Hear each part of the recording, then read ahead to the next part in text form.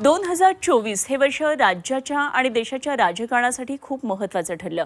लोकसभेपाठोपाठ विधानसभा निवडणुकांमुळे वर्षभर निवडणुकीचा माहोल राज्यामध्ये कायम राहिला। या 12 महिन्यांमध्ये राज्याच्या राजकारणामध्ये अनेक महत्त्वाच्या घडामोडी घडल्या। 2024 या वर्षामध्ये राज्याच्या राजकारणामध्ये नेमकं काय घडलं आणि काय बिघडलं पाहूया स्पेशल रिपोर्ट।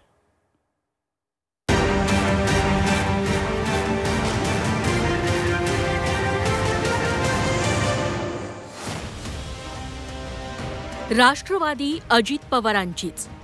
जुलै 2023 मध्ये अजित पवारांनी काका शरद पवारांविरोधात बंड केलं। राष्ट्रवादीचे काही आमदार फोडून खरी राष्ट्रवादी आपलीच असा दावा केला।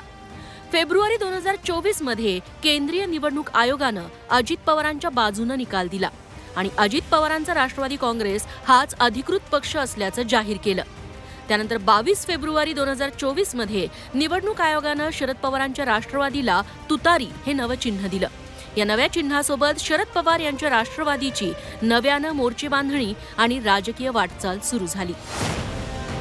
लोकसभेला महाविकास आघाडीची जादू। लोकसभा निवडणुकीत महाराष्ट्रात महाविकास आघाडीनं सर्वांना चकित करणारा विजय मिळवला। पक्ष फुटूनही शिवसेना ठाकरे गटाचे 9, राष्ट्रवादी शरदचंद्र पवार पक्षाचे 8 आणि काँग्रेसचे तब्बल 13 खासदार निवडून आले। संपूर्ण देशासाठी महाराष्ट्रातले निकाल हे आश्चर्यचकित करणारे होते। यामुळे राज्यात महाविकास आघाडीचा आत्मविश्वास दुणावला। राजकारणातला जरांगे फॅक्टर। यंदाच्या लोकसभा विधानसभा निवडणुकीवर आणि एकंदर राज्याच्या राजकारणात जरांगे फॅक्टरचा प्रभाव दिसला। मनोज जरांगेंनी मराठा आरक्षणाच्या मागणीवरून केलेली उपोषणं आणि आंदोलनं राज्यभर चर्चेत राहिली। मराठा समाजाची मतं लोकसभा निवडणुकीत निर्णायक ठरली। मात्र विधानसभेत आधी उमेदवार देण्याची घोषणा आणि नंतर माघार या जरांगेंच्या भूमिकेमुळे विधानसभेत तेवढा मराठा आरक्षणाचा प्रभाव दिसला नाही। प्रमोद महाजनांच्या हत्येमागे षडयंत्र। भाजपच्या नेत्या आणि माजी आमदार पूनम महाजन यांनी आपले वडील प्रमोद महाजन यांच्या हत्येबाबत खळबळजनक दावा केला। झी 24 तासच्या जाहीरनामा कार्यक्रमात त्या सहभागी झाल्या। प्रमोद महाजनांच्या हत्येमागे मोठं षडयंत्र होतं आणि ते कधी ना कधी समोर येईल। त्यांची हत्या मत्सरापोटी किंवा पैशांसाठी झाली नाही।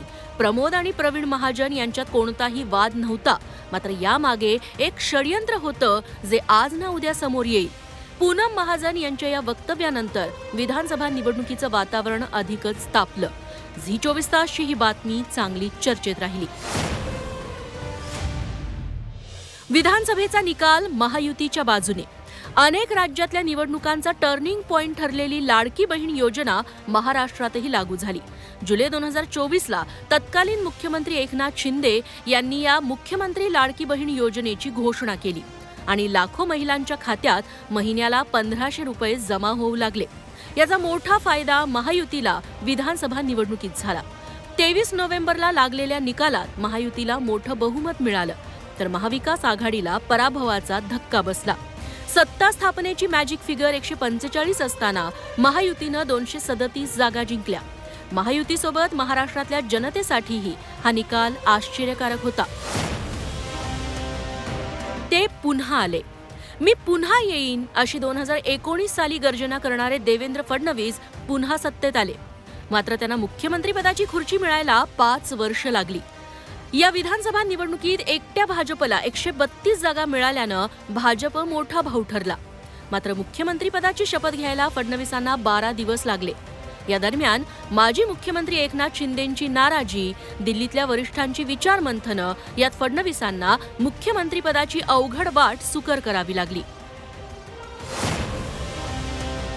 मनसेची निराशा, अमित ठाकरेंचा फ्लॉप डेब्यू।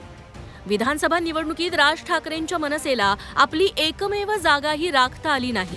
या निवडणुकीत अगदी मुलाला उतरवूनही मनसेचा एकही आमदार निवडून आला नाही।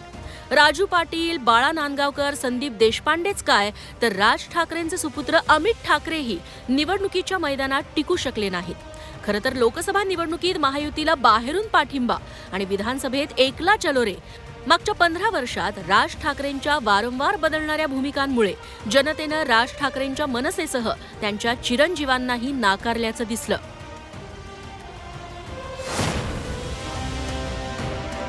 दोन्ही निवडणुकांमध्ये पवार विरुद्ध पवार. 2024 मधील दोन्ही महत्त्वाच्या निवडणुकांमध्ये एक घराणं कायम चर्चेत राहिलं, ते म्हणजे बारामतीचं पवार घराणं. लोकसभा निवडणुकीत सुप्रिया सुळेंविरोधात त्यांचीच वहिनी सुनेत्रा पवार यांना अजित पवारांनी मैदानात उतरवलं, तर विधानसभेत अजित पवार विरुद्ध युगेंद्र पवार असा काका पुतण्याचा सामना रंगला. मात्र बारामतीकरांनी 2 वर्ष घराण्यात पडलेली फूट बघूनही अनुभवी नेत्यांनाच म्हणजेच लोकसभेत सुप्रिया सुळेंना आणि विधानसभेत अजित पवारांच्या बाजूनं मत दिलं आणि त्यांना निवडून आणलं. दिग्गजांना पराभवाचा धक्का. विधानसभेचा निकाल अनपेक्षित होताच, मात्र 2024च्या या निवडणुकीत अनेक दिग्गजांना मतदारांनी पराभवाची धूळ चारली. यात काँग्रेसचे ज्येष्ठ नेते आणि माजी मुख्यमंत्री पृथ्वीराज चव्हाण, काँग्रेसचे बाळासाहेब थोरात आणि यशोमती ठाकूर, राष्ट्रवादी शरद पवार पक्षाचे हर्षवर्धन पाटील आणि राजेश टोपे यांच्यासारख्या दिग्गज नेत्यांनाही पराभवाचा सामना करावा लागला. संतोष देशमुखांची हत्या आणि तापलेलं राजकारण. महायुतीचं सरकार स्थापन होत नाही तोच बीडच्या मस्साजोगचे सरपंच संतोष देशमुख यांची निर्घृणपणे हत्या करण्यात आली. या हत्येला मराठा विरुद्ध वंजारी असा रंग मिळाला. वाल्मिक कराडचं नाव आल्यावर बीडच्या राजकारणातल्या आकाला शोधण्याची मागणी विरोधकांसह सत्ताधारी आमदारांकडूनही होऊ लागली. आधी आडून बोलणारे नेते नंतर थेट धनंजय मुंडेंचं नाव घेऊन आरोप करू लागले. त्यामुळे मुंडेंच्या मंत्रिपदाला आणि कारकिर्दीला ग्रहण लागलं.